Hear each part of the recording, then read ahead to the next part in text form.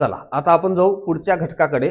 आपण पहिल्या दोन नियमांतर्गत म्हणजे एक मध्ये आपण संक्षिप्त नाव आणि त्याची व्याप्ती ह्या नियमाच्या संदर्भात पाहिलेली आहे आणि दुसऱ्या भागामध्ये आपण विविध व्याख्या पाहिल्या आणि या दोनही नियमाच्या संदर्भाने काही प्रश्न आपण सोडवून पाहण्याचा प्रयत्न या सेशन मध्ये केलेला आहे. आता ह्या तिसऱ्या नियमाकडे जात असताना सुद्धा काही एक 5-7 प्रश्न आपण निश्चितपणे या तिसऱ्या नियमाच्या संदर्भामध्ये सुद्धा पाहणार आहोत आणि प्रत्येक नियम संपल्यानंतर तुम्हाला साधारण 50 ते 100 प्रश्न माझ्याकडून येणार आहे. ते सगळे प्रश्न तुम्हाला सोडवायचे आहेत ही गोष्ट लक्षात घ्या. आणि याच नियमावर आधारित हे सगळे प्रश्न असल्यामुळे कितीही प्रश्न मी तुम्हाला सॉल्व्ह करायला दिले तरी त्या सगळ्या प्रश्नाची उत्तरं तुमची बरोबरच आली पाहिजे हा माझा आग्रह असणार आहे. ही गोष्ट लक्षात घ्या. ठीक आहे. भरपूर सारे प्रश्न आपण सोडवणार आहोत.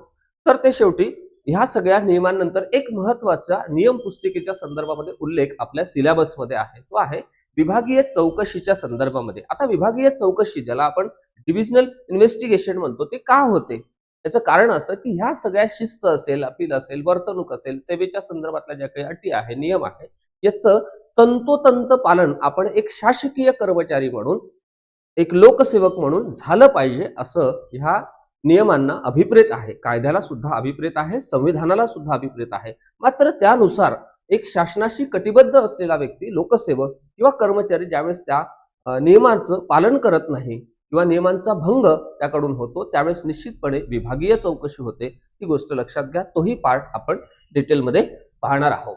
आता पुढे जाऊ, तिसऱ्या नियमाकडे आपण जाऊ. चला नेक्स्ट आहे 3 नंबरचा नियम. यामध्ये दिलेला आहे सचोटी, कर्तव्यपरायणता इत्यादी राखण्यासंबंधीचे शासकीय कर्मचाऱ्याचे कर्तव्य. आता काय दिलेला आहे, हा कीवर्ड जो आहे तो कर्तव्याच्या संदर्भातला आहे. हा कीवर्ड इथे तिसऱ्या नियमाच्या संदर्भाने लक्षात ठेवा. म्हणजे आपल्या ड्युटीज काय काय आहे ही गोष्ट आपल्याला लक्षात ठेवता येते. आता इथे जो शब्द प्रयोग दिला आहे तो आहे सचोटी. म्हणजे आपण कुठल्याही परिस्थितीमध्ये सत्याशी चिकटून राहणे त्याला आपण सचोटी म्हणते. म्हणजे मूल्यांशी आपण प्रामाणिक राहणं त्याला आपण काय म्हणतो, सचोटी म्हणतो. ही गोष्ट या ठिकाणी लक्षात घ्या. कर्तव्याच्या बाबतीमध्ये आपल्याला करेक्ट राहणं आपल्याला ह्या 3 नियमामध्ये शिकवलेलं आहे. त्याचे काही वेगवेगळे पार्ट उपनियम बनवलेले आहेत. ते उपनियम सुद्धा स्टेप बाय स्टेप आपण डिस्कस करू आणि या भागावरचे प्रश्नाची उत्तरं सुद्धा तुम्हाला समजून घेतल्यानंतर द्यायची आहे. याही भागामध्ये हा संपूर्ण घटक पाहत असताना काही प्रश्न आपण पाहू, काही प्रिव्हियस इयर क्वेश्चन पेपर मध्ये आलेले प्रश्न पाहू, काही आपण तयार केलेले प्रश्न पाहू आणि सोबतच हा संपूर्ण नियम कंप्लीट झाल्यानंतर एक मोठी पीडीएफ मी तुम्हाला देणार आहे ज्यामध्ये 50च्या वर प्रश्न असतील. ते प्रश्न सगळे तुम्हाला सॉल्व्ह करायचे आहे आणि तुमचा स्कोर कार्ड मला पाठवायचा आहे. चला नेक्स्ट पुढे जाऊ. प्रत्येक शासकीय कर्मचारी नेहमीच नितांत सचोटी राखेल. म्हणजे तो कुठल्याही स्थितीमध्ये सत्य असणार आहे, प्रामाणिक असणार आहे, सोबतच कर्तव्यपरायणता ठेवील. म्हणजे कर्तव्याच्या बाबतीमध्ये तो करेक्ट असेल, योग्य असेल. शासकीय कर्मचाऱ्याला अशोभनीय ठरेल अशी कोणतीही कृत्य तो काय करणार नाही, त्याच्याकडून होऊ देणार नाही. म्हणजे शासकीय कर्मचारी म्हणून आपण कशा पद्धतीने वर्तणूक आपली असली पाहिजे असं जे काही नियमांमध्ये सांगितलेलं आहे त्या विरुद्ध किंवा त्याला शोभणार नाही अशा पद्धतीचं कृत्य आपल्याकडून होणार नाही. कुठलीच गोष्ट त्या पद्धतीची होणार नाही. हा एक कीवर्ड लक्षात ठेवा. संविधानाचे सर्वश्रेष्ठत्व जर आपण भारताच्या संदर्भाने जर विचार केला किंवा ब्रिटनच्या संदर्भाने विचार केला, अमेरिकेच्या संदर्भाने विचार केला तर काही ठिकाणी राष्ट्रपती म्हणजे ज्याला आपण स्टेट हेड म्हणतो ती प्रमुख आहे. काही ठिकाणी न्यायालयांना पॉवर जास्त आहे, काही ठिकाणी संसद श्रेष्ठ ठरते. मात्र भारत जगाच्या पाठीवर असं एकमेव राष्ट्र आहे की त्या ठिकाणी संविधान श्रेष्ठ ठरते. ही गोष्ट लक्षात घ्या. आता कायदा बनवण्याचा अधिकार आपण जर पाहिला तर हा मुळात हा सगळा पार्ट आपल्याला पॉलिटीमध्ये आहे. पण इथे तुम्हाला संविधानाचा उल्लेख झाला म्हणून मी मुद्दामून तुम्हाला सांगतो. एक गोष्ट लक्षात घ्या की भारतामध्ये संविधान का ग्रेट आहे किंवा संविधानच सर्वश्रेष्ठ काय आहे. कायदा बनवण्याची प्रोसेस सगळी संसदेची आहे आणि त्या सगळ्या कायद्याच्या संदर्भात म्हणजे संसदेनं एखादा कायदा बनवलेला आहे तो योग्य की अयोग्य हा ठरवण्याचा संपूर्णतः अधिकार स्वतंत्र अशा न्यायपालिकेला आहे. याला आपण ज्युडिशियरी म्हणतो. आणि ह्या न्यायपालिकेला असलेला संपूर्णतः अधिकार, पूर्णतः स्वातंत्र्य जरी असलं तरी त्या ठिकाणी अपॉइंट करणारी जी मंडळी आहे ती इकडलीच आहे. ही गोष्ट या ठिकाणी लक्षात घ्या. म्हणून इतर देशांची तुलना करता, ब्रिटनची तुलना करता किंवा अमेरिकेची तुलना करता आपल्या ठिकाणी म्हणजे भारतीय लोकशाहीमध्ये, भारतीय राज्य व्यवस्थेमध्ये आपल्या ठिकाणी संविधान श्रेष्ठ आहे ही गोष्ट लक्षात घ्या. म्हणून संविधानाची सर्व मूल्य आपल्याला काय करायचे आहे, पाळायचे आहे. संविधानाचं सर्वश्रेष्ठत्व आणि लोकशाहीची मूल्ये यांच्या प्रती आपल्याला वचनबद्ध राहायचं आहे. आता लोकशाहीची मूल्य म्हणजे काय, समता, स्वातंत्र्य, बंधुता, न्याय ही जी काही तत्व आहे आपल्याला शासनामध्ये काम करत असताना ही लागू करायची आहे आणि त्याप्रती आपल्याला कटिबद्ध राहायचं आहे. म्हणजे जी काही लोकशाहीची गुण आहेत किंवा लोकशाहीची मूल्य आहे, संविधानाने सांगितलेल्या बाबी आहे, त्याप्रती एक कर्मचारी म्हणून या नियमाअंतर्गत आपल्याला कटिबद्ध राहावं लागतं. सर्वसामान्य नागरिक आणि कर्मचारी यामध्ये फरक आहे असं जर कोणी सांगत असेल तर हे वर्तणूक नियम सांगते, ही गोष्ट लक्षात घ्या. आणि जर आपण याला अपवाद म्हणून काही काम करण्याचा प्रयत्न केला, जर आपल्याला ते सगळे नियम लागू आहे, आपण त्या नियमाच्या अंतर्गत अपवाद ठरत नाही. अपवाद कोण ठरतात, तर या सगळ्यांना अपवाद ठरतात अखिल भारतीय सेवेतून आलेले सगळे अधिकारी, म्हणजे IAS असतील, IPS असतील, वनसेवेचे अधिकारी असतील, ज्यांना आपण इंडियन फॉरेस्ट सर्व्हिसेसचे ऑफिसर्स म्हणतो, यांच्यासाठी 1968 हा पूर्णतः कायदा वेगळा आहे नागरी सेवेच्या संदर्भातला, तो यांना लागू नाही. मात्र महाराष्ट्र शासनामध्ये कार्यरत असणाऱ्या सगळ्यांना हा कायदा लागू आहे. मग ह्या कायद्याच्या ह्या नियमांच्या बाबतीमध्ये आपण उल्लंघन केलं, आपण कायदा म्हणण्यापेक्षा याला आपण नियम म्हणू, तर या नियमांचं जर आपण उल्लंघन केलेलं असेल तर निश्चितपणे आपल्याला त्या सगळ्या संदर्भामध्ये आपली चौकशी होणार आहे आणि आपल्याला पुढील कारवाईस पात्र राहावं लागतं. पुढे बघा, पुढे तुम्हाला दिसते इथे 5 मध्ये दिलेलं आहे भारताचे सार्वभौमत्व आणि एकात्मता. भारताचे सार्वभौमत्व, इथे एकता हा शब्द वापरलेला नाही, एकात्मता आणि एकता हा जो शब्द प्रयोग आहे पूर्णतः वेगळा आहे, ही गोष्ट लक्षात घ्या. एकात्मता हा जो शब्द आहे हा भारतीय राज्यघटनेमध्ये, पहिल्यांदा आपण सार्वभौमत्व समजून घेऊ. आपल्याला 15 ऑगस्ट 1947 ला 15 ऑगस्ट 1947 ला देशाला ज्यावेळेस स्वातंत्र्य मिळालं, त्या अगोदरची देशाची परिस्थिती जर आपण पाहिली, तुम्ही आधुनिक भारताच्या इतिहासामध्ये अभ्यासलं असेल कधी काळी किंवा आताही जनरली तुम्हाला इतिहास बऱ्यापैकी आपल्या स्वातंत्र्य लढ्याचा माहिती आहे, तर निश्चितपणे जवळपास 150 वर्ष ब्रिटिशांनी आपल्या भारतावर एक बलाढ्य अशा मोठ्या प्रदेशावर राज्य केलेलं होतं. नंतर आपल्या सगळ्या भारतीय लोकांनी एक होऊन संघटितपणे प्रयत्न केला आणि ब्रिटिशांच्या ह्या सगळ्या साम्राज्याला एक मोठा धक्का दिला आणि 15 ऑगस्ट 1947 ला आपला देश स्वतंत्र झाला. जवळपास आता 78-79 वर्ष आपल्या स्वातंत्र्याला होऊन गेली. आता ह्या स्वातंत्र्य लढ्याकडे आपण ज्यावेळेस पाहतो, तिथून आपल्याला इथे दिसते की त्या अगोदर भारत सार्वभौम नव्हता, मात्र नंतर झाला. आणि 26 जानेवारी 1950 ला देशाला राज्यघटना लागू झाली आणि ह्या राज्यघटनेमध्ये आपण जर पाहिलं तर 42वी घटना दुरुस्ती झाली. 42वी घटना दुरुस्ती झाली. काही जी मी एक्स्ट्रा पॉइंट लिहून देतो, हे सगळे परीक्षाभिमुख आहे, म्हणजे कुठे ना कुठे आपल्याला रिलेट होते, ही गोष्ट लक्षात घ्या. तुम्ही म्हणाल की सर हा पॉलिटीचा पार्ट आहे आणि तुम्ही नियमांतर्गत सांगत आहात, याचं कारण असं की तुमच्या सगळ्या कन्सेप्ट क्लिअर झाल्या पाहिजे, बरोबर आहे, हा मुख्यतः उद्देश आहे. ही घटना दुरुस्ती 1976 ला झाली. 1976 मध्ये ही अमेंडमेंट झाली. आता ह्या अमेंडमेंट नुसार, या घटना दुरुस्तीनुसार एक मोठा बदल झाला. तो बदल असा झाला की आपल्या प्रस्तावनेमध्ये एकात्मता हा शब्द आला, जो की पूर्वी नव्हता. आता ह्या कॉन्स्टिट्यूशनला मिनी कॉन्स्टिट्यूशन असं सुद्धा म्हणतात, कारण या घटना दुरुस्तीनुसार बरेचसे बदल आपल्या भारतीय राज्यघटनेमध्ये झाले. भारतीय राज्यघटनेच्या कलम 368 नुसार घटना दुरुस्ती करता येते आपल्या घटनेमध्ये, मात्र अनुकूल बदल करता येतात. घटनेला धक्का लागेल किंवा घटनेची मूलभूत चौकट, ज्याला आपण बेसिक स्ट्रक्चर म्हणतो, त्याला धक्का लावता येत नाही, अशा पद्धतीचा निर्णय सर्वोच्च न्यायालयाने सुद्धा दिलेला आहे. ही गोष्ट आपल्याला या संदर्भात या ठिकाणी लक्षात घ्यावी लागते, ही गोष्ट लक्षात घ्या. मग या ठिकाणी एकात्मता हा शब्द आलेला आहे, त्याची ही पार्श्वभूमी आहे, लक्षात घ्या. त्यानंतर राज्याची सुरक्षितता, सार्वत्रिक सुव्यवस्था, सभ्यता आणि नैतिक मूल्य यांचं रक्षण करील आणि त्यांचं प्रचारण करील, म्हणजे ह्या सगळ्या संदर्भात आपल्याला कसं राहावं लागतं, पॉझिटिव्ह राहावं लागतं, ही गोष्ट लक्षात घ्या. म्हणजे भारताचं सार्वभौमत्व, एकात्मता, राज्याची सुरक्षा, सुव्यवस्था, सार्वत्रिक सुव्यवस्था, सभ्यता, नैतिक मूल्य यांचं रक्षण आपल्याकडून झालं पाहिजे एक कर्मचारी म्हणून, हे आपल्याला यामध्ये सांगितलेलं आहे. पुढे उच्च नैतिक मानके आणि सचोटी बाळगेल, म्हणजे पुन्हा तोच की प्रामाणिकपणा आणि इथिकली आपण करेक्ट पाहिजे. इथिकली काय पाहिजे, करेक्ट पाहिजे, असा हा आपल्याला हा नियम सांगतो. पुढे 7 नंबर मध्ये सांगितलेला आहे की राजकीय दृष्ट्या तटस्थता ठेवील. मी या दोन्ही शब्दांना विशेष रूपानं बॉक्स करतो. एक राजकीय दृष्ट्या आणि दुसरा तटस्थता हा शब्द आपण या ठिकाणी समजून घेऊ. म्हणजे पॉलिटिकली आपल्याला तुम्हाला माहित आहे की भारताने लोकशाही जी मूल्य आहे ती अंगीकारलेली आहे. लोकशाही प्रधान हा देश आहे आणि पक्षाच्या बाबतीमध्ये जर भारताच्या राजकारणाच्या संदर्भामध्ये बोलायचं झाल्यास अनेक पक्ष पद्धती आपल्याला भारतामध्ये पाहायला मिळते आणि प्रत्येक पक्षाला आपला जाहीरनामा, ज्याला आपण मॅनिफेस्टो म्हणतो, तो त्या ठिकाणी जाहीर करता येतो आणि मतदारांपुढे जाता येते की आमचा जाहीरनामा अशा पद्धतीचा आहे आणि आम्हाला निवडून द्या. त्याच पद्धतीनं दर 5 वर्षानंतर ज्या काही निवडणुका होतात त्यामध्ये सरकार वेगवेगळी येतात, कधी काळी तेच सरकार असतं. अशा पद्धतीचं एक राजकीय पक्षांचं, वेगवेगळ्या पक्षांचं सरकार असतं. मात्र कर्मचारी तोच असतो.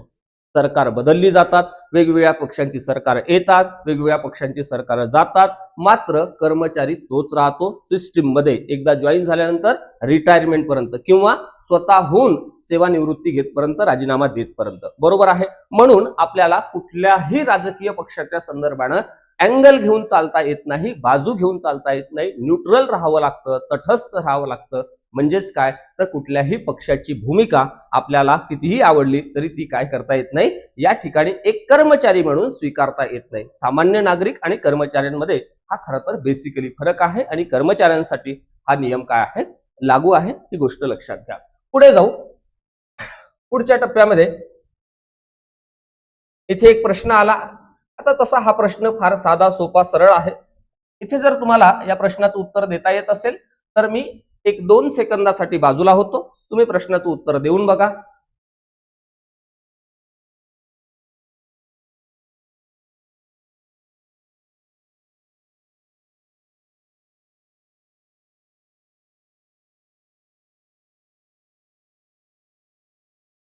चला, मला वाटतं तुम्हाला प्रश्न सुद्धा समजलेला आहे आणि सहज उत्तर सुद्धा देता आलं. याचं कारण असं की प्रश्नच मुळात सोपा आहे. नंबर 1 प्रश्न आपण पाहू. असे आपण एक 7-8 प्रश्न या ठिकाणी या 3 नियमांतर्गत घेतलेला आहे. प्रत्येकच नियमामध्ये आपण घेऊ आणि मी तुम्हाला पुन्हा एकदा सांगतो की हा पूर्ण नियम झाल्यानंतर कमीत कमी 50 प्रश्न तुम्हाला सोडवायचे आहे, जास्तीत जास्त कितीही. ठीक आहे. त्यासाठी तुम्ही रेडी राहा. एकही प्रश्न आपल्याला या भागावरचा चुकवायचा नाही. नंबर 1 नियम क्रमांक 3 अनुसार शासकीय सेवकाने सर्वप्रथम कोणते तत्व पाळणे बंधनकारक आहे. मी कालच्या सेशन मध्ये तुम्हाला आठवत असेल की सांगितलेलं आहे की ज्या ठिकाणी पण, परंतु, परंतुकाद्वारे, मर्यादा, बंधनकारक अशा पद्धतीचे शब्द किंवा शब्दप्रयोग येतात ते सेंटेन्स काळजीपूर्वक वाचणं, हे वाक्य काळजीपूर्वक वाचणं गरजेचं आहे असं मी तुम्हाला म्हटलेलं आहे. आता एक शासकीय सेवकानं सर्वप्रथम कोणते तत्व पाळणे बंधनकारक आहे असं म्हटलेलं आहे. नंबर 1 वरिष्ठांचं अंधानुकरण असा पद्धतीचा शब्द आहे. आता ह्या शब्दाचा अर्थ जर आपल्याला समजला नसेल तर उत्तरापर्यंत पोहोचता येत नाही, मात्र शब्दाचा अर्थ जर समजला असेल तर उत्तरापर्यंत सहज पोहोचता येते, ही गोष्ट लक्षात घ्या. सेकंड नंबरवर दिलं वैयक्तिक फायद्याचा विचार. 3 नंबरवर दिलं पूर्ण सचोटी व कर्तव्यपर्यंता. 4 नंबरवर दिलं राजकीय मत प्रदर्शन. आत्ताच आपण डिस्कस केलेलं होतं की राजकीय दृष्टिकोनातून आपल्याला न्यूट्रल राहावं लागतं, तटस्थ राहावं लागतं, आपल्याला मत प्रदर्शन करता येत नाही. अर्थातच हे त्याचं उत्तर येत नाही. त्यानंतर इथे दिलं वरिष्ठांचं अंधानुकरण. पुढे आपल्याला दिलेलं आहे की वरिष्ठ ज्या ज्या ठिकाणी आपल्याला सूचना करतील त्या सूचनांचं पालन आपल्याला करावं लागतं, मात्र अंधानुकरण करून चालत नाही, तर काय करावं लागतं, अनुकरण करावं लागतं. वरिष्ठांच्या सूचनांचं अनुकरण करता येतं.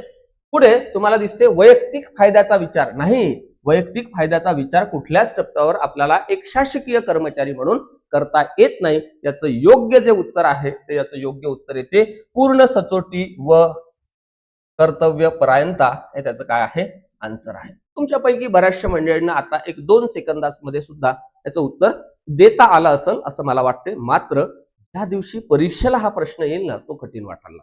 आता तो ऍक्च्युली ह्या प्रश्नाला मी लेवल 1 चा प्रश्न म्हणतो. बेसिकली हा खूप बेसिक प्रश्न आहे. यापेक्षा थोडेसे कठीण प्रश्न सुद्धा आपल्याला विचारले जाऊ शकतात, म्हणण्यापेक्षा विचारले जातातच असं मी या ठिकाणी म्हणतो. चला नेक्स्ट जाऊ आपण. पुढे बघा. पुढे आता 8 मध्ये आपल्याला दिसते 3 अंतर्गत मधलाच हा 8 नंबरचा पॉइंट आहे. इथे दिलेला आहे कर्तव्य पार पाडित असताना गुणवत्ता म्हणजे काय, क्वालिटी इंग्लिश मध्ये आपण त्याला म्हणतो.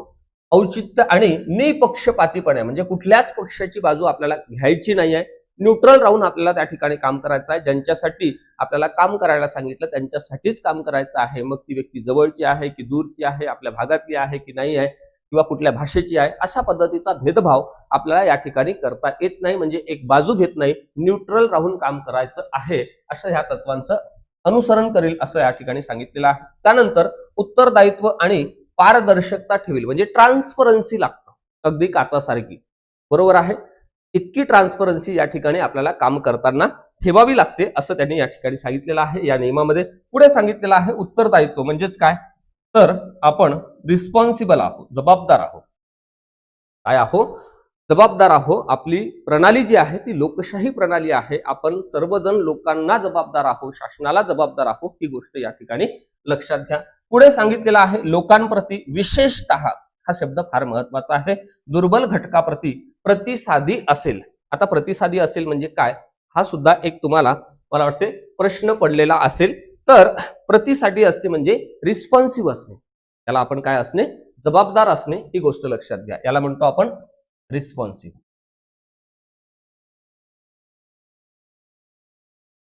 पुढे तुम्हाला दिसते 11 मध्ये लोकांप्रती सौजन्य आणि सद्वर्तन ठेवील, म्हणजे आपण ज्या ठिकाणी कार्यरत आहात त्या ठिकाणी जर लोकांचं येणं जाणं होत असेल, पब्लिक कॉन्टॅक्ट असेल, तर निश्चितपणे असू द्या किंवा नसू द्या, जर कुठल्याही संदर्भाने लोक आलेली असतील तर निश्चितपणे त्यांच्याशी आपलं असलेलं वर्तन हे फार चांगलं लागतं, सद्वर्तन लागतं, म्हणजे चांगलं वर्तन लागतं असं या ठिकाणी सांगितलेलं आहे. आणि त्यांच्याशी आपल्याला नम्रतेनं वागणूक ठेवायची आहे, सौजन्यानं त्यांच्याशी संवाद साधायचा आहे असं या नियमामध्ये आपल्याला सांगितलेलं आहे. पुढे 12 मध्ये सांगितलेलं आहे की केवळ सार्वजनिक हिताचे निर्णय घेईल आणि सार्वजनिक साधन संपत्तीचा कार्यक्षमतेने, परिणामकारक रीतीने आणि काटकसरीने वापर करेल. हा शब्द सुद्धा फार महत्वाचा आहे. म्हणजे काय, हे सरकारचं आहे म्हणून आपण त्याची उधळपट्टी करू का, तर अजिबात नाही. तशा पद्धतीचं वर्तन आपल्याला करता येत नाही. आणि जर कोणी करत असेल तर या वर्तणूक नियमाअंतर्गत ते काय होते, शिक्षेस पात्र ठरतात, ही गोष्ट लक्षात घ्या. म्हणजेच काय, तर सार्वजनिक हिताचे निर्णय घेत असताना सार्वजनिक साधन संपत्तीचा पूर्ण क्षमतेने आपल्याला वापर करून घ्यायचा आहे, परिणामकारक वापर करून घ्यायचा आहे. आणि हे सगळं वापर करत असताना आपल्याला काटकसर सुद्धा करायची आहे. म्हणजे आपला घरातला लाईट समजा चालू असेल तर आपल्याला काळजी असते, मात्र स्ट्रीट लाईट जर रस्त्यावरचा चालू असेल तर आपल्याला काळजी वाटत नाही. जनरली ही एक बेसिकली टेंडन्सी आहे, मात्र असं करून त्या ठिकाणी चालत नाही. तुम्ही जर कुठल्याही तुमच्या कामानिमित्त ऑफिसच्या एका भागातून दुसऱ्या भागात जात असाल तर त्या ठिकाणी चालू असलेले सगळे लाईट्स वगैरे तुम्ही बंद करून दुसऱ्या ऑफिसमध्ये गेले पाहिजे आणि तिथलं काम करून आल्यानंतर परत इथले लाईट चालू करून आपलं काम केलं पाहिजे, ज्याला आपण म्हणतो काटकसर, साधन संपत्तीची काटकसर. आलं का लक्षात? जरी आपण ते बिल भरत नसलं, शासन भरत असलं, तरी आपलं वर्तन हे या पद्धतीचं लागतं असं या ठिकाणी सांगितलेलं आहे. चला नेक्स्ट मुद्द्यावर आपण जाऊ. आता नेक्स्ट मुद्द्यापूर्वी एक पुन्हा प्रश्न आलेला आहे आपल्यासाठी. चला तुम्ही ह्या प्रश्नाचं उत्तर देण्याचा निश्चितपणे प्रयत्न करा. मला असं वाटते याही प्रश्नाचं उत्तर तुम्हाला आता 2 सेकंदामध्ये देता येईल. मी पुन्हा एकदा 2 सेकंदासाठी बाजूला होतो. तुम्ही प्रश्न व्यवस्थित वाचा आणि उत्तर देण्याचा प्रयत्न करा. चला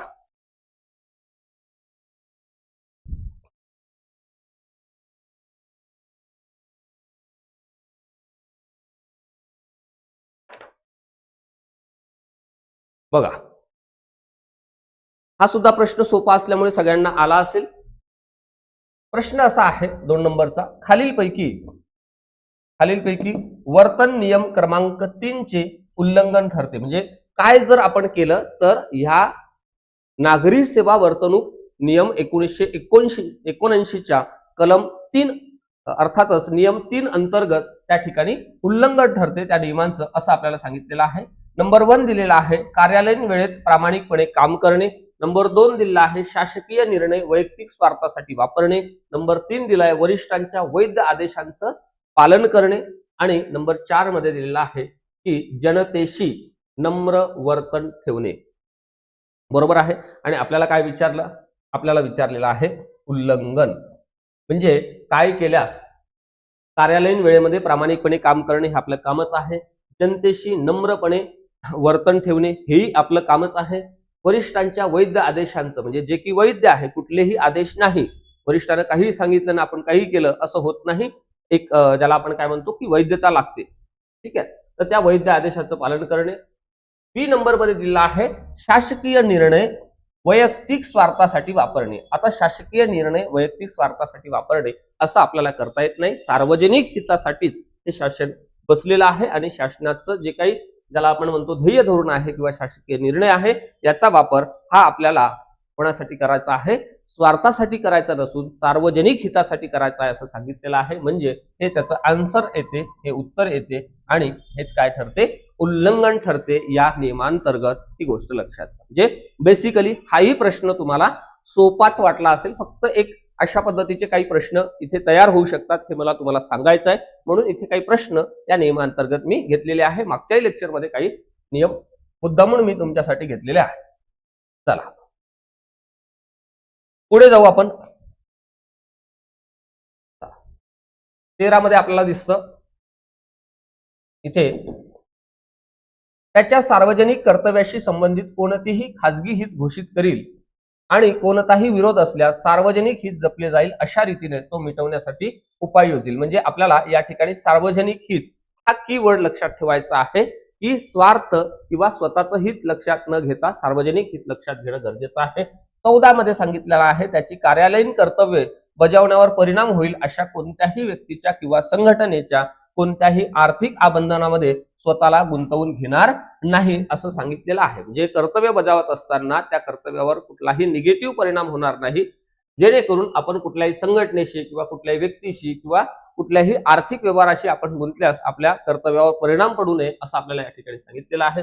15 मध्ये सांगितलेलं आहे नागरी सेवक म्हणून त्याच्या पदाचा गैरवापर करणार नाही. आता आपल्याकडे जे काही पद शासनानं दिलेलं आहे ती लोकांची सेवा करण्यासाठी शासनानं नेमून दिलेलं काम मर्यादित कालमर्यादेमध्ये अतिशय प्रामाणिकपणे सचोटीनं त्या ठिकाणी आपल्याला पूर्ण करण्यासाठी नेमलेलं आहे. ही गोष्ट लक्षात घ्या. मग त्या पदाचा आपण नागरी सेवक म्हणून लोकसेवक म्हणून इथे गैरवापर करता येत नाही आणि त्याला त्याच्या कुटुंबाला किंवा त्याच्या मित्रांना आर्थिक आणि भौतिक लाभ मिळवून देईल असे निर्णय त्या ठिकाणी घेता येत नाही. म्हणजे आपण पदावर असताना आपल्या मित्रमंडळींना कुटुंबातल्या लोकांना आर्थिक फायदा मिळवून देता येईल अशा पद्धतीचे निर्णय त्या ठिकाणी घेता येणार नाही असं स्पष्टपणे इथे या नियमांतर्गत सांगितलेलं आहे.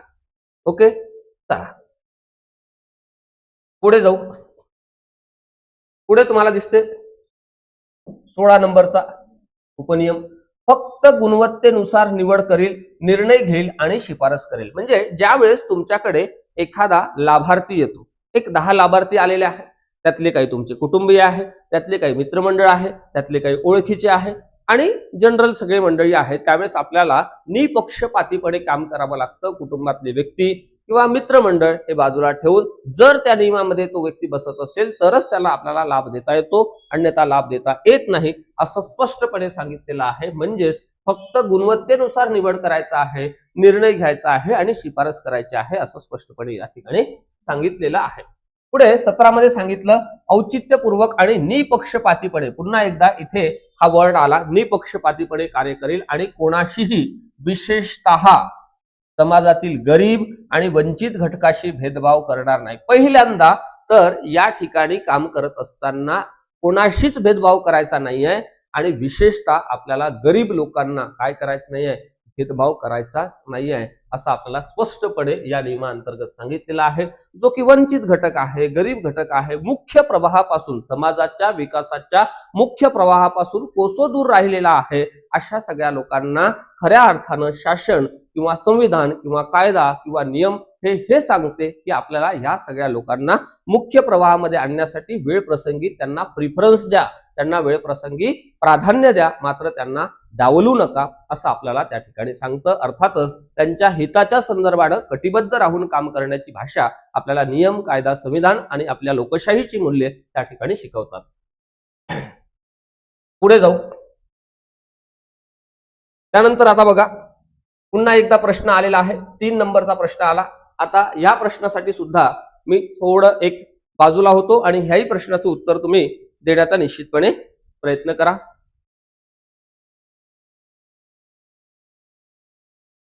प्रश्न व्यवस्थित वाचा, पर्याय व्यवस्थित वाचा, 1-2 सेकंद अजून घ्या, मात्र या प्रश्नाचं उत्तर बरोबर आणण्याचा निश्चित प्रयत्न करा. मी भरपूर सारे प्रश्न तुम्हाला हा सगळा नियम कंप्लीट झाल्यानंतर देणार आहे ते तुम्हाला तुमच्या ठिकाणी प्रिंट करून सोडवायचे आहे. स्कोर कार्ड मला पाठवायचं आहे.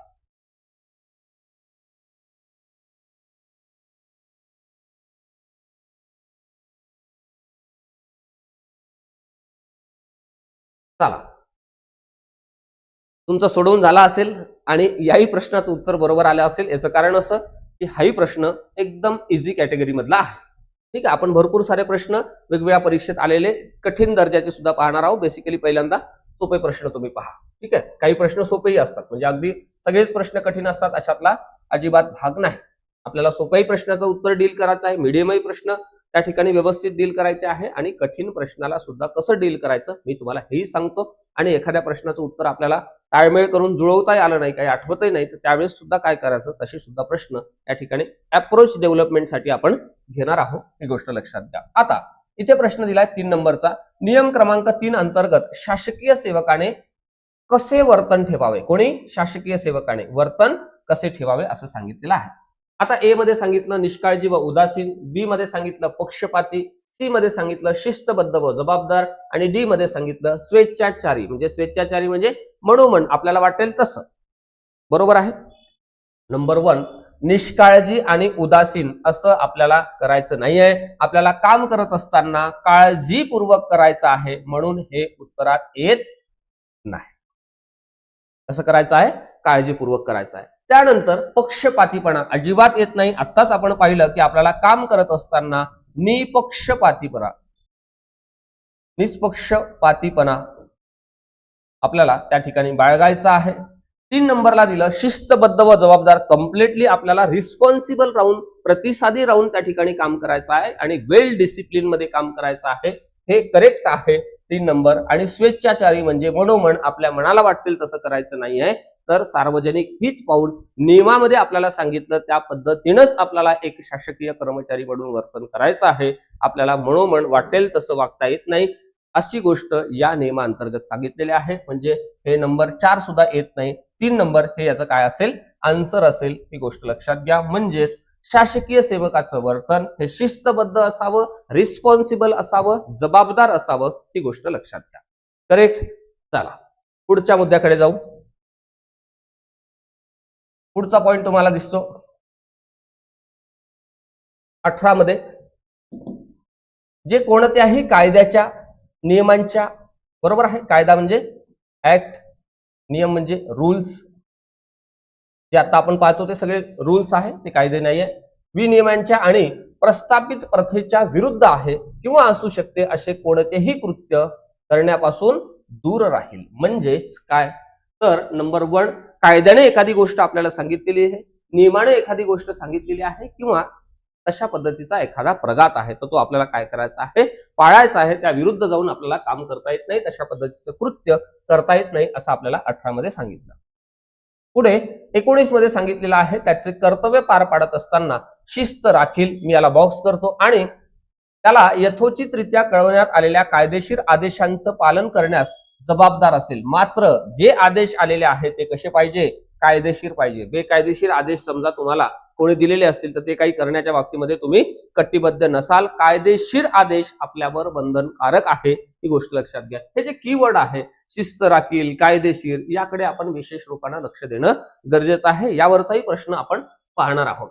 पुढे बघा 20 मध्ये काय सांगितलेलं आहे तेही आपण या ठिकाणी पाहू. 20 नियमामध्ये त्यावेळी अंमलात असलेल्या कोणत्याही कायद्याद्वारे, म्हणजे त्या काळातल्या परिस्थितीनुसार जी काही कायदे लागू होते त्या कायद्याद्वारे आवश्यक असल्याप्रमाणे आपली पदीय कर्तव्य म्हणजे ज्या पदावर आपण कार्यरत आहोत त्या पदाची संपूर्ण कर्तव्य असा त्याचा अर्थ होतो. ही गोष्ट लक्षात घ्या. ती कर्तव्य बजावत असताना विशेष करून जी माहिती उघडकीस येण्याने भारताचे सार्वभौमत्व म्हणजे अखंड भारताच्या सार्वभौमत्वाला काय होईल? धोका पोहोचेल, इजा होईल आणि भारत संकटामध्ये येईल अशी सगळी माहिती, आणि भारताची एकात्मता ज्याला धोका निर्माण होईल, राज्याची सुरक्षितता म्हणजे आपल्या स्टेटच्या संदर्भामध्ये आपल्या ज्याला आपण काय म्हणतो सुरक्षिततेचा प्रश्न निर्माण होईल, राज्याचे धोरणात्मक, वैज्ञानिक वा आर्थिक हितसंबंध, परराष्ट्राशी असलेले मैत्रीपूर्ण संबंध यावर बाधक परिणाम होऊ शकेल किंवा जी माहिती अपराधास चितावणी देणारी असेल किंवा कोणत्याही व्यक्तीस बेकायदेशीर लाभ मिळवून देणारी असेल अशा माहितीच्या बाबतीमध्ये गोपनीयता बाळगण्यास जबाबदार असेल, असं या ठिकाणी 20 मध्ये सांगितलेलं आहे. ही गोष्ट लक्षात घ्या. म्हणजेच काय तर आपल्याला अशा सगळ्या संदर्भातली माहिती कॉन्फिडेन्शियल ठेवावी लागते, गोपनीय ठेवावी लागते. आपण शासनामध्ये कार्यरत असताना तुम्हाला माहित आहे आपल्या वरिष्ठांच्या नावे येणारी पत्र असतात किंवा काही नावे आपल्या नावाने येणारी पत्र असतात ज्यावर कॉन्फिडेन्शियल किंवा गोपनीय लिहिलेलं असतं. ते जनरली कोणालाही उघडता येत नाही. ज्यांचं नाव लिहिलेलं आहे त्यांनाच तो उघडता येतो. ही गोष्ट या ठिकाणी लक्षात घ्या. असं का असतं? कारण काही माहिती ही फार गुप्त ठेवली जाते शासनामध्ये सुद्धा. आता ही सगळी माहिती गुप्त का ठेवावी लागते? कारण अशा माहितीच्या संदर्भानं राज्याला, राष्ट्राच्या सार्वभौमत्वाला, राष्ट्राच्या एकात्मतेला किंवा राष्ट्राच्या संरक्षण व्यवस्थेला धोका निर्माण होईल अशा पद्धतीची समजा काही माहिती असेल तर ती आपल्याला गोपनीय बाळगावी लागते. ही गोष्ट लक्षात घ्या. आणि काही राष्ट्राशी आपले मैत्रीपूर्ण संबंध आहेत, त्या मैत्रीपूर्ण संबंधामध्ये जर एखादी माहिती तुम्ही उघड केल्यामुळे बाधा निर्माण होत असेल तर तशा पद्धतीची माहिती आपल्याला उघडपणे व्यक्त करता येत नाही. अशा पद्धतीची जबाबदारी ह्या नियमांतर्गत आपल्याला टाकलेली आहे. 21 मध्ये सांगितलेलं आहे व्यावसायिकतेच्या उत्तम दर्जाने आणि त्याच्या सर्वोत्तम क्षमतानुसार समर्पित होऊन त्याची कर्तव्य बजावेल आणि तो पार पाडेल. म्हणजे तुम्हाला काम करत असताना तुमच्या पूर्ण क्षमतेनिशी काम करावं लागतं आणि सोबतच त्याचा जो दर्जा आहे म्हणजे ज्याला आपण काय म्हणतो क्वालिटी ऑफ वर्क तो उत्तमच ठेवावा लागतो आणि सर्वोत्तम करण्यासाठी आपला प्रयत्न हा दर दिवशी असला पाहिजे असंही ह्या 21 मध्ये सांगितलेलं आहे. ही गोष्ट लक्षात घ्या. चला आता आपण नेक्स्ट पुढे जाऊ. आता पुढे सुद्धा तुमच्या स्वागतासाठी पुन्हा एकदा प्रश्न आला आणि मी पुन्हा एकदा बाजूला होतो आणि ह्या प्रश्नाचं उत्तर तुम्ही देण्याचा प्रयत्न करा.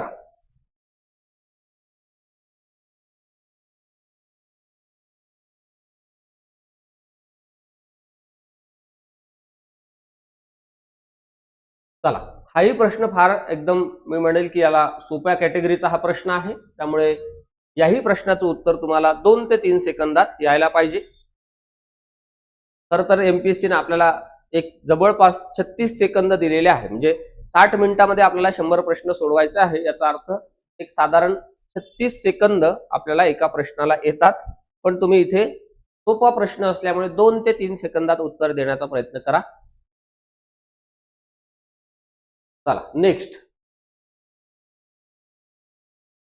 बघा 4 नंबरचा प्रश्न आपण पाहू. कर्तव्य बजावताना शासकीय सेवकांनी काय टाळले पाहिजे, काय केलं नाही पाहिजे असं या ठिकाणी सांगितलेलं आहे. नंबर 1 कार्यक्षमता, नंबर 2 वेळेचे पालन केले पाहिजे, नंबर 3 निष्काळजीपणा व बेफिकिरी आणि नंबर 4 प्रामाणिकपणा. इथे विचारलं काय आपल्याला विचारलेलं आहे की टाळले पाहिजे म्हणजे काय करायला नाही पाहिजे.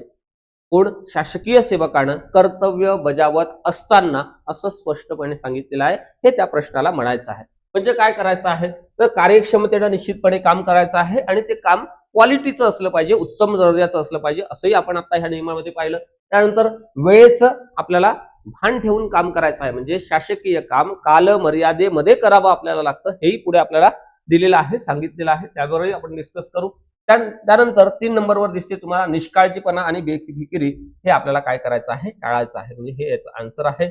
आणि प्रामाणिकपणे आपल्याला काय करायचं आहे काम करायचं आहे. म्हणजे वेळेचं पालनही करायचं आहे, कार्यक्षमतेनेही काम करायचं आहे, प्रामाणिकपणे सुद्धा आपल्याला काम करायचं आहे. तर टाळायचं काय आहे तर निष्काळजीपणा आणि बेफिकीर राहून आपल्याला चालत नाही. शासनामध्ये पर्टिक्युलर राहावं लागतं, अलर्ट राहावं लागतं, अटेंटिव्ह राहून काम करावं लागतं. ही गोष्ट या ठिकाणी तुम्हाला सर्वांना माहित आहे कारण तुम्ही शासनामध्ये फार चांगली सेवा दिली.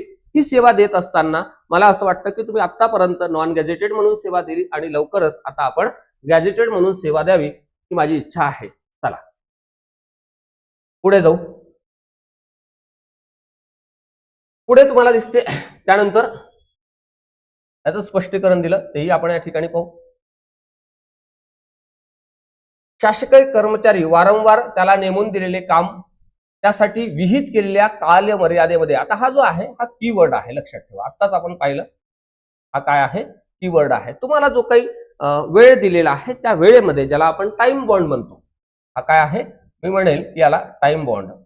ह्या कालमर्यादेमध्ये आपल्याला काम करावं लागतं आणि त्याच्याकडून अपेक्षित असलेल्या दर्जानुरूप पूर्ण करीत नसेल ती वरील नियम क्रमांक 1 मधील खंड 2 च्या अर्थांतर्गत कर्तव्यपरायणतेमधील उणीव मानली जाते. म्हणजे समजा तुम्हाला एखादं काम सांगितलं आणि ते काम शासनाचं काम 7 दिवसामध्ये विथ क्वालिटी वर्क झालं पाहिजे असं शासनाला अभिप्रेत असेल किंवा वरिष्ठांना अभिप्रेत असेल आणि तुम्ही ते 7 दिवसामध्ये काम करू शकत नसाल तर तुम्ही कर्तव्य बजावण्यामध्ये काय आहे तत्पर नाही, तुमच्या कर्तव्यामध्ये उणीव आहे, काहीतरी निगेटिव्हनेस आहे असा त्याचा अर्थ आहे. ही गोष्ट लक्षात घ्या. म्हणजे या स्पष्टीकरणाला तेच म्हणायचं आहे.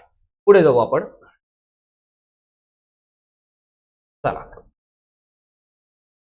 त्यानंतर आहे पर्यवेक्षीय पद धारण करणाऱ्या प्रत्येक शासकीय कर्मचाऱ्याने, म्हणजे ज्यांच्याकडे सुपरविजनचं काम आहे, पर्यवेक्षण म्हणजे सुपरविजनचं काम आहे, त्या प्रत्येक शासकीय कर्मचाऱ्याने त्यांच्या नियंत्रणाखाली आणि प्राधिकरणाखाली त्यावेळी असणाऱ्या सर्व कर्मचाऱ्यांच्या सचोटीची आणि कर्तव्यपरायणतेची खात्री करून घेण्यासंबंधी शक्य असलेले सर्व उपाय योजले पाहिजे. म्हणजे जर तुमच्याकडे सुपरविजनचं काम आहे आणि एक स्टाफ दिलेला आहे आणि त्यांच्याकडून तुम्हाला काम करून घ्यायचं असेल तर ते टेक्निकली करेक्ट आहे का, नंबर 1, आणि त्यांच्यामध्ये हे सगळे गुण आहे का हे तपासून सुद्धा घेतलं पाहिजे असं या ठिकाणी सांगितलेलं आहे. त्यानंतर 3.1 मध्ये सांगितलेलं आहे कोणताही शासकीय कर्मचारी त्याच्या कार्यालयीन वरिष्ठाच्या निर्देशानुसार कृती करीत असेल ते खेरीज करून, म्हणजे ते सोडून त्याच्या कार्यालयीन कर्तव्याचे पालन करीत असताना किंवा त्याला प्रदान करण्यात आलेल्या अधिकारांचा वापर करताना त्याच्या सदसद विवेक बुद्धीनुसार सत्य व अचूक नसलेल्या गोष्टी करणार नाही. समजा तुम्हाला वरिष्ठाने एखादी गोष्ट सांगितलेली आहे, त्या केसमध्ये आपल्याला काय करायचं आहे, वरिष्ठांच्या सूचनांचं तंतोतंत पालन करायचं आहे. मात्र आपण एक पर्सनली आपल्याला ज्या पदावर नेमलेला आहे, ज्या कर्तव्यासाठी नेमलेला आहे, तिथे वरिष्ठांच्या सूचना नाही, आपलं डेली रुटीनचं वर्क आहे, त्या केसमध्ये आपण काम करत असताना अचूक काम केलं पाहिजे, सदसद विवेक बुद्धीला अनुसरून काम केलं पाहिजे, सत्य आणि निष्ठेनं काम केलं पाहिजे, उत्तम दर्जाचं काम केलं पाहिजे, पूर्ण क्षमतेनं काम केलं पाहिजे, टाइम बॉन्ड मध्ये काम केलं पाहिजे असं या सेंटेन्सला म्हणायचं आहे. ही गोष्ट लक्षात घ्या. चला, पुढे तुम्हाला दिसते यातल्या 2 मध्ये सांगितलेलं आहे, 3 उपनियम 2 मध्ये कार्यालयीन वरिष्ठांचे निर्देश सामान्यतः लिखित स्वरूपामध्ये असतील. म्हणजे जनरली तुम्हाला माहित आहे की शासनाचा संपूर्ण कारभार हा लिखित स्वरूपामध्ये चालतो. ओके, आता तो डिजिटल होत चाललेला आहे, फॉर्म बदलत आहे, मात्र रिटर्न मध्ये आहे. ही गोष्ट लक्षात घ्या. ठीक आहे. तर इथे कार्यालयीन वरिष्ठांचे निर्देश सामान्यतः लिखित स्वरूपामध्ये असतात. मौखिक निर्देश देण्याचे शक्य असेल तेथवर टाळले जाईल. म्हणजे होताहोतपर्यंत तोंडी सूचना किंवा तोंडी अशा पद्धतीचे आदेश दिले जात नाही. मात्र कंडिशन अशी असेल की त्या ठिकाणी आता तोंडी आदेश दिल्याशिवाय पर्यायच नाही, त्या केसमध्ये देता येतं. मौखिक निर्देश देणे अपरिहार्य असेल, अपरिहार्य म्हणजे आता आपल्याकडे काही ज्याला आपण काय म्हणतो की पर्यायच नाही आहे, त्या केसमध्ये निश्चितपणे देता येतं. आणि तेव्हा कार्यालयीन वरिष्ठ त्यास त्यानंतर तात्काळ लिखित पुष्टी देईल. म्हणजे ऑफिसर मंडळींनी समजा किंवा वरिष्ठांनी सांगितलेलं आहे की ते आता त्या ठिकाणी लिखित देऊ शकत नाही, मात्र त्यानंतर त्यांना लिखित पुष्टी करावी लागते असं आपल्याला या ठिकाणी सांगितलेलं आहे या नियमांतर्गत. पुढे जाऊ. चला, पुन्हा एकदा 5 नंबरचा प्रश्न तुमच्या स्वागतासाठी आलेला आहे. आता या प्रश्नाला सुद्धा न्याय तुम्ही द्या. मी थोडासा बाजूला होतो, इथे 3-4 सेकंद घ्या आणि उत्तर द्या. चला,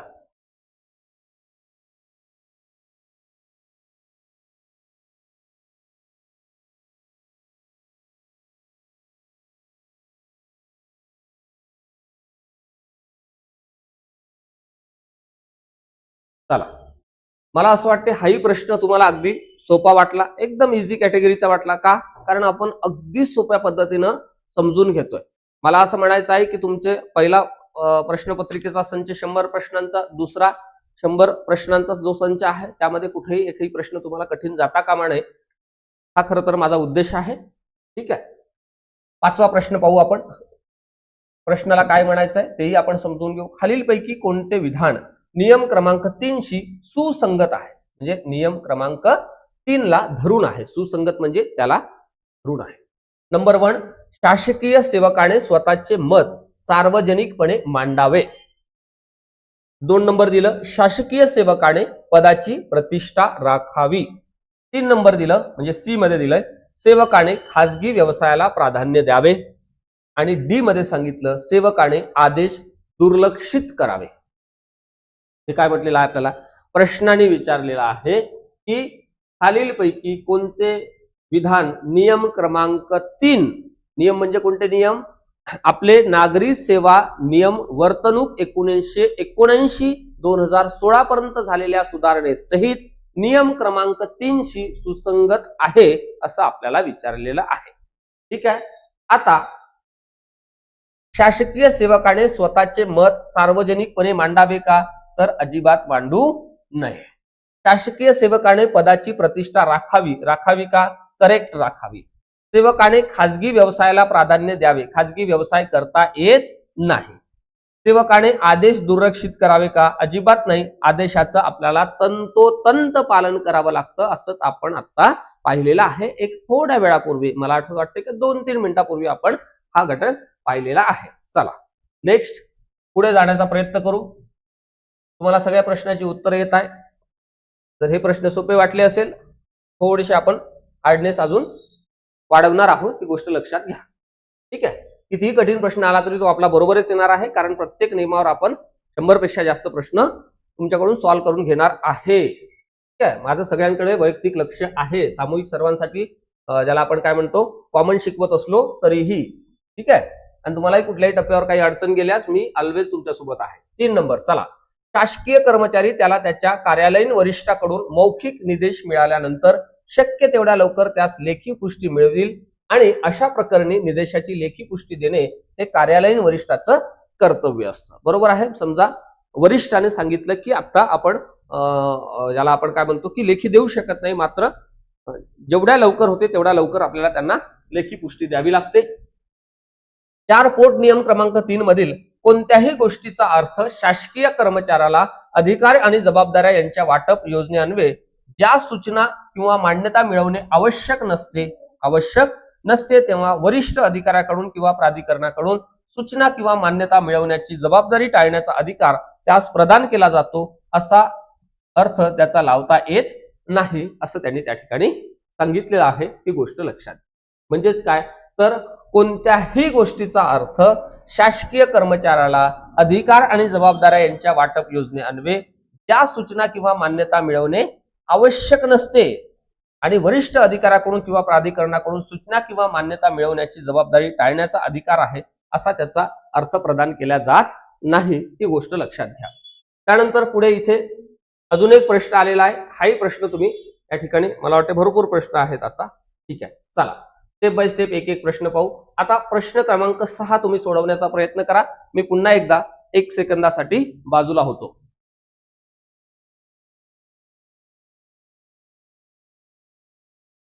चला फास्ट उत्तर द्या. सचोटीचा अर्थ नियम क्रमांक 3 च्या संदर्भात काय होतो असा त्याचा अर्थ इथे दिलेला आहे.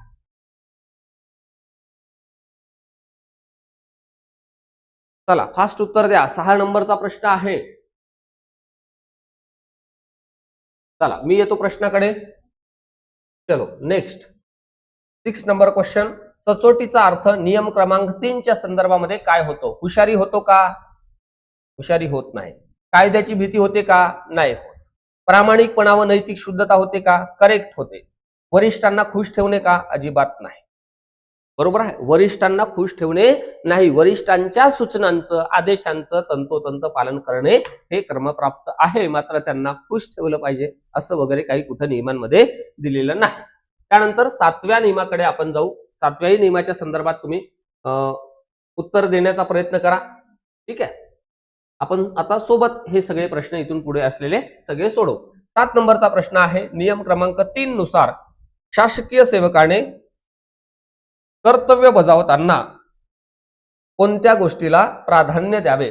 वैयक्तिक संबंध का? अजिबात नाही. वैयक्तिक संबंध नाही, मैत्रीपूर्ण संबंध नाही, कुटुंबातले व्यक्ती नाही, कोणीच नाही.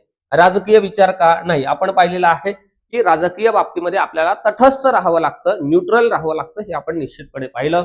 त्यानंतर सार्वजनिक हित का? 100% करेक्ट आहे की सार्वजनिक हितालाच आपल्याला प्राधान्य द्यायचं आहे, वैयक्तिक लाभाला सुद्धा काय द्यायचं नाहीये.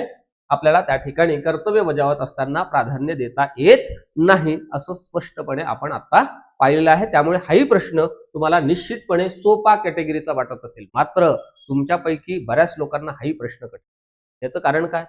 कारण आपण ते अभ्यासलेलं नाही किंवा व्यवस्थित समजून घेतलेलं नाही. पण मी तुम्हाला एवढं नक्की सांगतो, हा सगळा भाग झाल्यानंतर तुम्हाला परीक्षेला जायच्या अगोदर असा कॉन्फिडन्स असेल की मी हे पद मिळवेल, पेपर कसाही आला तरी मला पेपर हा व्यवस्थितच जाणार आणि मला चांगले मार्क्स मिळणार आहे, एवढी गॅरंटी ह्या सगळ्या बॅचच्या माध्यमातून मी तुम्हाला देतोय. कुठेही तुम्हाला काळजी करण्याची आवश्यकता नाही. पुढे चला, नेक्स्ट 8 नंबरचा प्रश्न आहे, खालीलपैकी कोणती बाब नियम क्रमांक 3च्या चौकटीत येते, म्हणजे 3 मध्ये येते. नंबर 1 पदाचा गैरवापर, नंबर 2 पक्षीय प्रचार, नंबर 3 कर्तव्यात प्रामाणिकपणा आणि नंबर 4 काम टाळणे.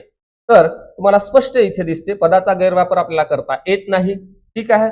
पक्षीय प्रचार करता येत नाही, राजकीय दृष्ट्या आपल्याला काय राहावं लागतं, न्यूट्रल राहावं लागतं, बरोबर आहे. त्यानंतर कर्तव्यात प्रामाणिकपणा 100% हे याचं काय आहे, आन्सर आहे. आणि काम टाळण्याचं अजिबात चालत नाही, काम टाळून बिलकुल चालत नाही. उलट आपल्याला त्या विदिन टाइम बॉन्ड मध्ये म्हणजे कालमर्यादेमध्ये आपल्याला काम करावं लागतं आणि सोबतच उत्तम दर्जाचं काम करावं लागतं. कुठेच कसूर करून चालत नाही, उणीव ठेवून चालत नाही, असं आपण यामध्ये पाहिलेलं आहे. चला, नेक्स्ट प्रश्न आहे 9 नंबरचा.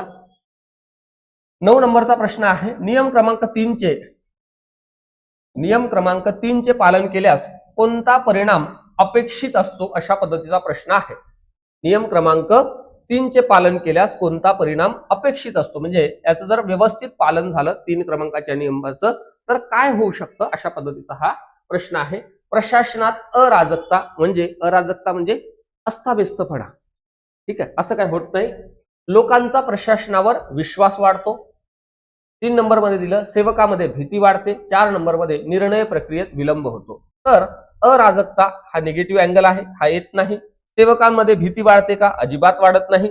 निर्णय प्रक्रियेत विलंब होतो का, अजिबात होत नाही. मात्र लोकांचा प्रशासनावर विश्वास वाढतो आणि आपल्याला प्रशासनामध्ये काम करत असताना आपली लोकशाही मूल्ये, संविधान, कायदा, नियम, बरोबर आहे, राष्ट्र, सभ्यता याप्रती एक चांगला स्थायी भाव ठेवून काम करायचं आहे, असं आपल्या सगळ्या नियमांमध्ये आपल्याला सांगितलेलं आहे. आणि त्या सगळ्या नियमांमध्ये आपल्याला कटिबद्ध राहावं लागतं, ही गोष्ट या ठिकाणी लक्षात घ्या. म्हणून याचं योग्य आन्सर जे आहे, करेक्ट आन्सर हे 2 नंबर आहे, बी, म्हणजे लोकांचा प्रशासनावरचा विश्वास वाढतो, की प्रशासन फार चांगलं आहे असं लोकांना वाटायला लागतं.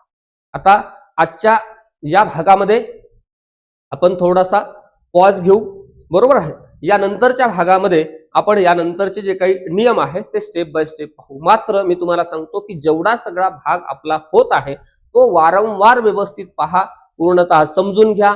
त्या सगळ्या तुम्हाला आलेल्या सगळ्या त्या संदर्भानं आलेल्या नोट्सची प्रिंट काढा, वारंवार रिवाइज करा आणि लवकरच त्या संदर्भातले प्रश्न तुमच्यापर्यंत येणार आहे. ते सगळे प्रश्न टाइम बॉन्ड मध्ये सोडवा. जर मी तुम्हाला 50 प्रश्न दिले असेल तर 30 मिनिटात सोडवा, 100 प्रश्न दिले असेल तर 1 तासात सोडवा. आणि वेळ पुरला का हेही मला सांगा, काही प्रश्नाची उत्तरं चुकले का हेही मला सांगा, आणि काही प्रश्नाची उत्तरं देता आली नसेल किंवा काय चुकलेलं आहे याचं व्यवस्थित आपण अनालिसिस करणार आहोत. त्या सगळ्या संदर्भानं तुमच्याशी 1 to 1 सुद्धा मी संवाद साधणार आहे. कुठेही कोणी काही काळजी करण्याची आवश्यकता नाही. तुमचा सिंगल प्रश्न सुद्धा कसाही आला तरी तो मी चुकू देणार नाही, एवढी मात्र ग्वाही देतो. आणि आजच्या या सेशनमध्ये इथे थांबतो. लवकरच आपण दुसऱ्या भागामध्ये नवीन जो नियम आहे तो सुरू करू. थँक्यू.